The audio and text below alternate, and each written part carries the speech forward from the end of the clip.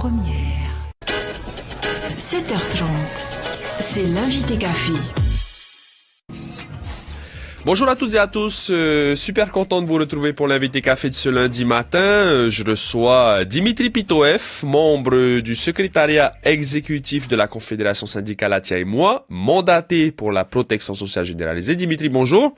Yorana à tous les auditeurs. Tu sors d'une grippe, ça va en forme quand même? Ça va mieux, mais c'est dur. Et comme quoi, donc, on va parler de la protection sociale généralisée. Tu es allé chez le médecin, tu as été remboursé, on parle maladie, retraite, tu as la retraite aussi. Oui, depuis pas très longtemps, mais toujours actif. Donc justement, vous avez participé régulièrement aux réunions tripartites pour parler de la réforme de la PSG qui tarde à se mettre en place. Où est-ce que ça en est aujourd'hui? Est-ce que le gouvernement Fritsch prend ses responsabilités? Vous, les syndicats, les employeurs, qu'est-ce que l'on peut dire aujourd'hui à propos de la PSG? Ce que nous savons, c'est que nous avons été invités jeudi dernier, à discuter sur des thèmes. Invitation de Jacques Rénal? Oui, invitation du nouveau ministre. On nous a invités sur des thèmes. On a sollicité nos avis sur des idées dont on ne sait pas si ce sont des arbitrages, ce qui fait que nous avons décidé d'y aller, de donner nos positions avec les points sur lesquels il ne pouvait pas y avoir d'accord et les points sur lesquels, bien sûr, il peut y avoir accord puisque nous sommes partisans de la réforme de la PSG, retraite et maladie, et ce depuis l'an 2000. Je veux dire, c'est pas d'hier. Justement, pour parler spécifiquement d'abord de la maladie, depuis 2011, il y a des choses qui ont été faites. La retraite, ça tarde un peu. Qu'est-ce que l'on peut dire, la maladie aujourd'hui? Est-ce qu'elle est financée comme il faut ou il faudrait aller chercher plus de fonds?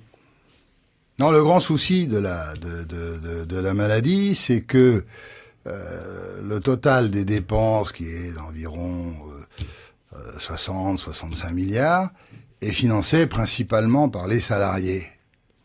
Et les salariés, c'est une petite partie de la population, et on va dire que y a un financement par une faible population et des bénéficiaires qui sont tout le monde. Donc nous, c'est simple. Il y a 200 milliards de masse salariale à la CPS.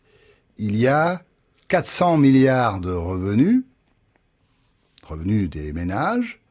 Nous disons que c'est cette assiette de 400 milliards des ménages qui doit servir de base pour la contribution à la maladie, de façon à ce que tout le monde soit soigné de la même façon, mais que tout le monde participe au premier franc partout, dans les îles, dans les archipels, dans la presqu'île, dans tous les quartiers, dans toutes les activités.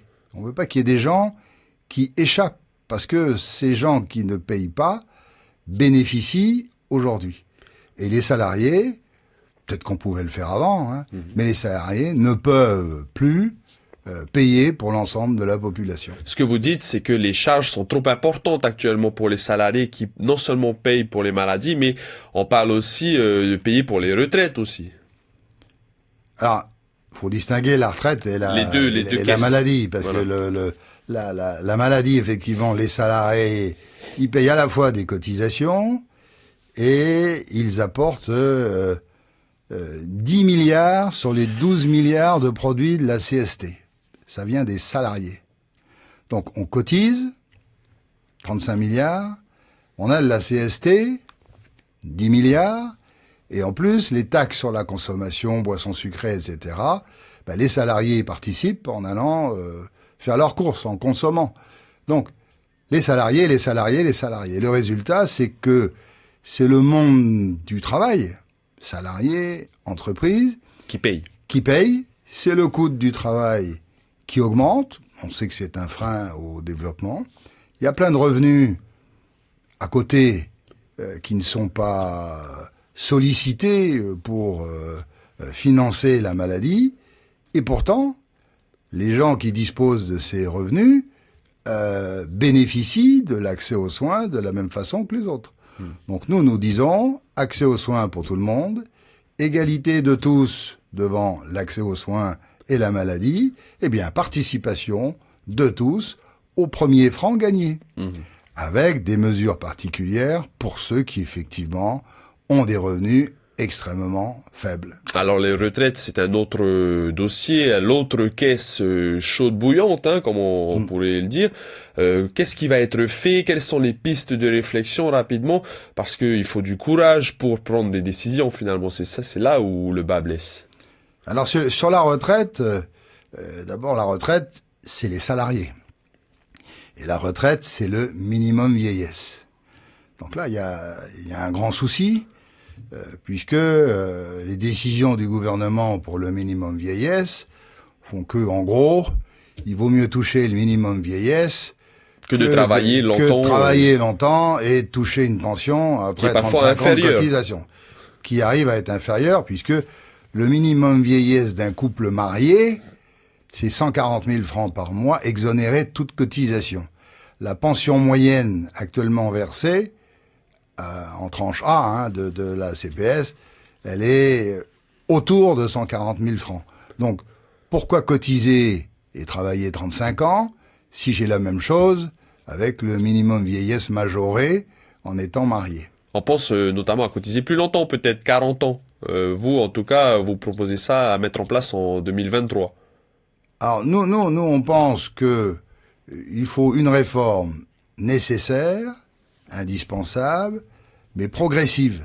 Il faut pas donner un coup de massue aux salariés, et il faut que tout le monde participe. Tout le monde, ça veut dire les salariés, les entreprises et les retraités. Et les retraités. Et donc, tout le monde doit faire un effort, puisque sur le financement, il manque 3 milliards par an. Alors déjà, il faut trouver les 3 milliards par an pour équilibrer. Ça ne peut se faire que par une augmentation des cotisations, mais qui pour nous est conditionnée par la baisse des cotisations de la maladie. Il faut pas augmenter le taux global qu'on appelle de prélèvement sur les ménages et les entreprises.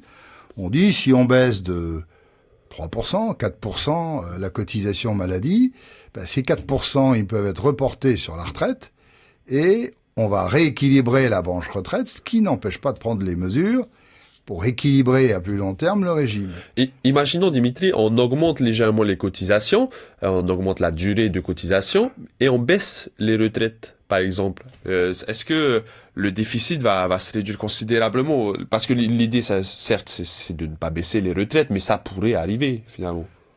Alors, dans un système par répartition, les cotisations servent annuelles. Cotisations de l'année servent à payer les pensions de l'année. C'est simple. S'il y a 32 milliards de pensions et 32 milliards de cotisations, tout va bien. Là, ce n'est pas le cas. Mais là, on est plutôt à 28 milliards de cotisations et 30 milliards et demi de prestations, de retraite. Donc, on va taper dans les réserves. Donc, on tape dans les réserves et le jour où il n'y a plus de réserves, eh bien, on prendra sur les retraites. Donc il faudra prendre des mesures courageuses. Juste, Dimitri, pour terminer rapidement, on a des 30 secondes. Les politiques, il faut lancer la réforme sérieusement. Est-ce que vous qui suivez le dossier depuis plusieurs années, il n'y a pas eu un politique qui a vraiment eu le courage de le faire? Qu'est-ce qu'on attend? Nous, on dit, on maintient le départ à 60 ans, on passe de 35 à 40 ans de cotisation progressivement. Pour ceux qui ont le courage de travailler 40 ans, on dit, on garde le calcul de la pension minimum et on voit ce que ça donne. Une fois qu'on aura fait ça, il faudra faire un pilotage à vue du système de retraite. On verra comment ça va se passer en tout cas. Merci Dimitri Pitoef, membre de Atia et moi. Je rappelle que vous êtes venu nous parler de la PSG. C'est déjà la fin et je vous souhaite une bonne journée. Merci. C'était l'invité café, 7h30 du lundi au vendredi.